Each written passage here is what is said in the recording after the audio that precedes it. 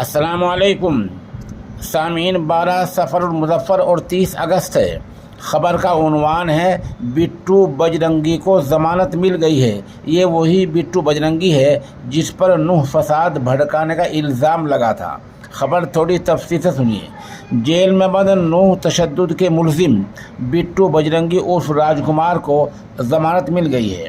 उसे 15 अगस्त की शाम को फरीदाबाद से गिरफ़्तार किया गया था।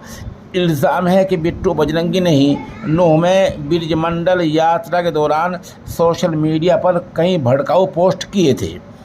यात्रा के दौरान भड़काऊ भाषण देने के इल्ज़ाम में बिट्टू बजरंगी को CIA तावड़ू पुलिस ने फरीदाबाद में वाक़ उसके घर से पकड़ा था, जिसके बाद नूह ज़िला कोर्ट में उसे पेश किया गया था, जहां से 14 दिन की जुडिशल कस्टडी के बाद उसे अदालत में पेश किया गया, जिसके बाद ADJ कोर्ट ने आज यानी बुध के दिन बिट्टू बजरंगी को ज़मानत दे दी है।